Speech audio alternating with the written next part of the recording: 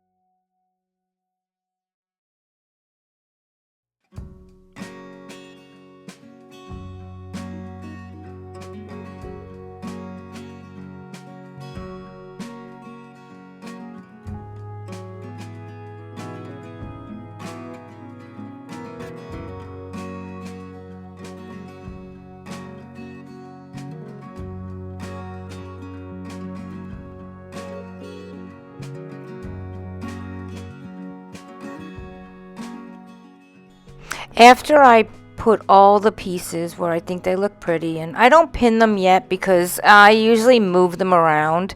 You can use Fabri-Tac glue if you want. You do not have to use a sewing machine. I am using my sewing machine because I'm creating a cuttable patch. So if you sew this, and I will zigzag along the edges, and I will zigzag the edges of each piece of lace and fabric, and I will zigzag through from side to side. You can actually cut these anywhere you want. And now here I am creating another one. I decided I want one that had some blue in it, and I will show you what they look like when I'm done and after I bring them to my sewing machine, and I'll show you what I did with the patches.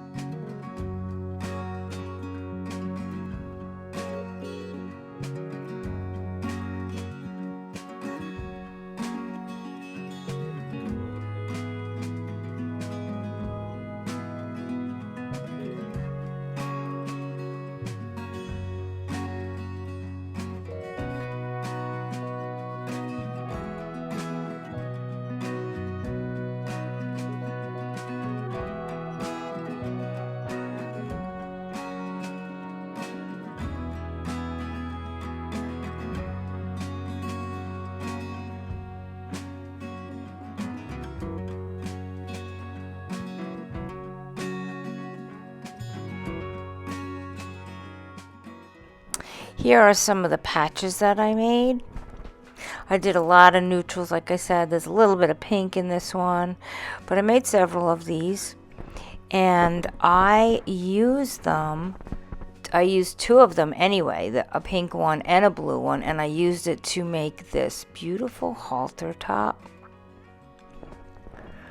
So this is what I did with it. I created a very boho halter top. I just bought an inexpensive halter and I just added them to the top part of it. And I just love it. I love the way it came out. Okay, so on to creating boho patches for my shorts. I did a pair of shorts and I also sewed these. I did do some iron-ons, which I'm going to show you how to do that as well. So now I'm just taking some of these really pretty fabrics that I have and these little scrap pieces of lace that I have. I'm just placing them around here, as you can see, to whatever I think looks pretty, and just enjoy the process again.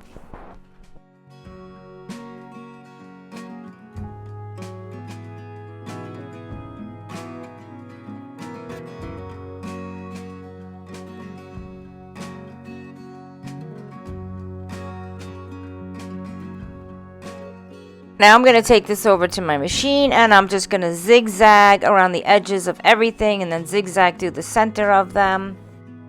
Now a DIY bonus video, how to make iron-on patches with iron-on sheets, with adhesive sheets. So as you can see in the right corner here, I have a little helper. That's little Ava, who wants to watch me do this. So I like to do this with pillow covers. I bought this pillow cover on eBay. I fell in love with it. It's daisies plus the beautiful blue, light blue aquarish background. I just love it so much. So you take your sheet of adhesive. I have a roll of it and I also have the sheets. You place the sticky side of the sheet face down on the wrong side of your fabric. I like to line them up like a puzzle and cover the entire back.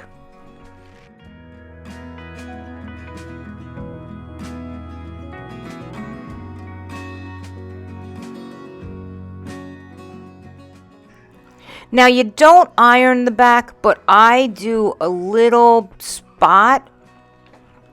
Since this is a full sheet, I'm doing what you're really not supposed to do. But I want to be able to flip this over and not have it move its position. So I usually do like a little corner or something so I know it doesn't move. And then I'm just going to press here.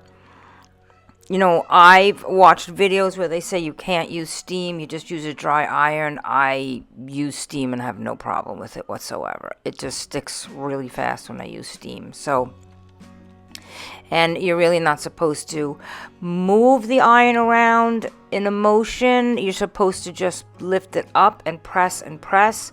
I do both and I never have a problem with it. So the only thing I ever have a problem with is if I put the sticky stuff over too far and my iron hits it and then it sticks to the bottom of my iron. But I don't have any problems with using steam and I don't have any problems pressing it. So this is what I do.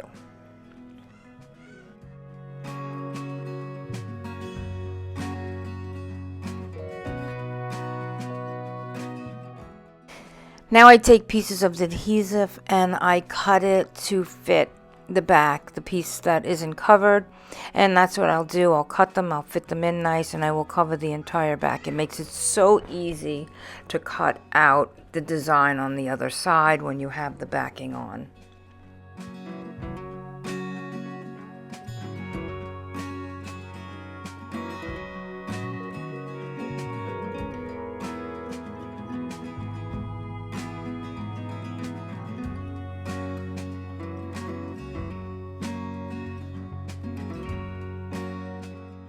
I want to iron that daisy on the back of the shorts to look like it's coming out of the pocket. So I did this with sew-ons and iron-ons. Now you just peel off the backing. It's easy as that. One of my viewers gave me this fantastic tip. She said take a pin, score the back, and it makes it so much easier to peel off. And she was right. It's amazing how it works. And I thank you again to my viewer who gave me that tip. It works really good.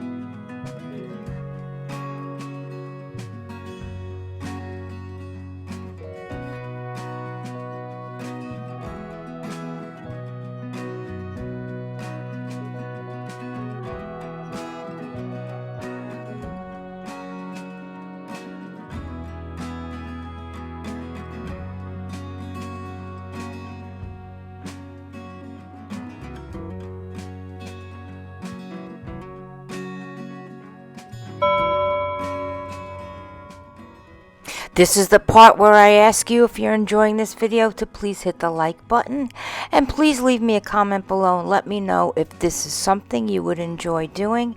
Are you going to try this project? And if you'd like to see more of these videos, please consider subscribing to my channel.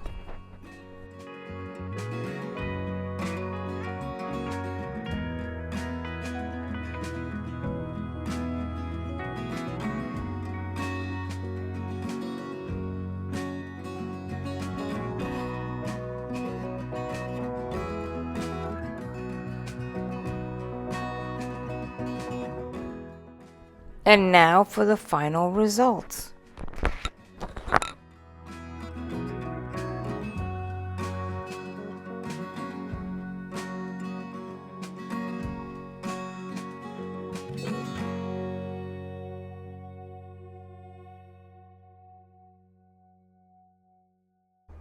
Thanks for watching.